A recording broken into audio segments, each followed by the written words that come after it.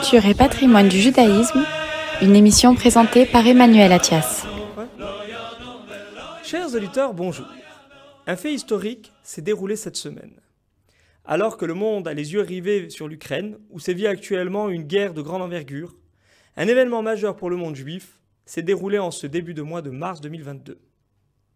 Voilà 14 ans qu'aucun haut responsable d'Israël ne s'était plus rendu en Turquie.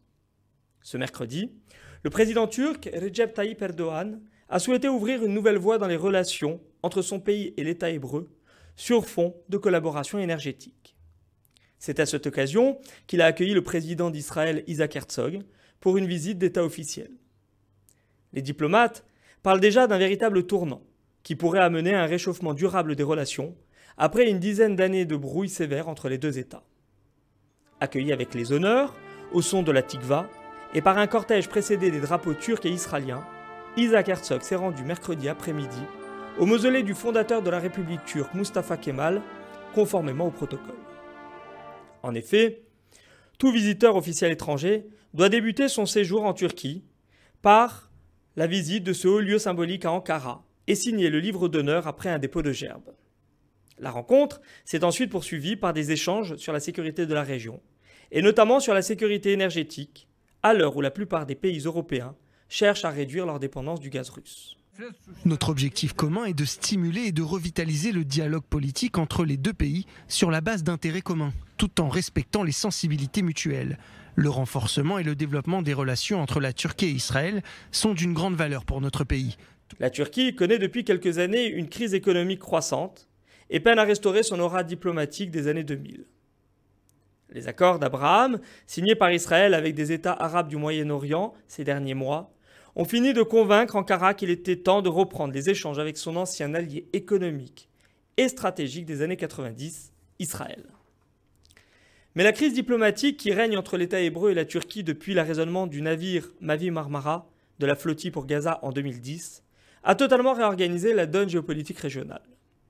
D'autant que la situation s'est considérablement envenimée quand, en 2018, des échauffourées dans la bande de Gaza ont créé de fortes dissensions à l'origine du retrait mutuel des ambassades. Ne pouvant compter sur la Turquie pour acheminer son gaz via un gazoduc en Méditerranée orientale, Israël s'est tourné en 2020 vers Chypre et vers la Grèce. Le projet, qui avait suscité de vives critiques de la part d'Ankara, pourrait être amendé si les autorités turques et israéliennes parvenaient à un accord.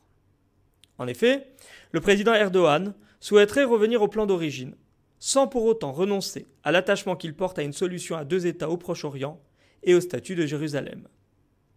De son côté, le président de l'État hébreu a souhaité rassurer son allié grec avant ce déplacement en Turquie, en se rendant à Athènes à la fin du mois de février dernier.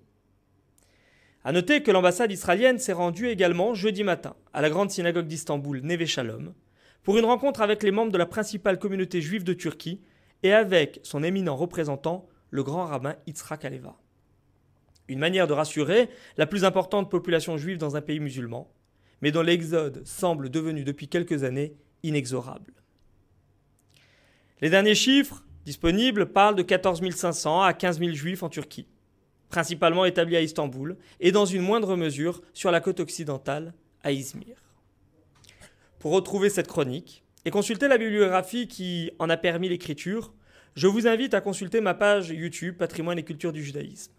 Je vous donne rendez-vous vendredi prochain pour un nouveau thème d'actualité. D'ici là, excellente semaine à tous.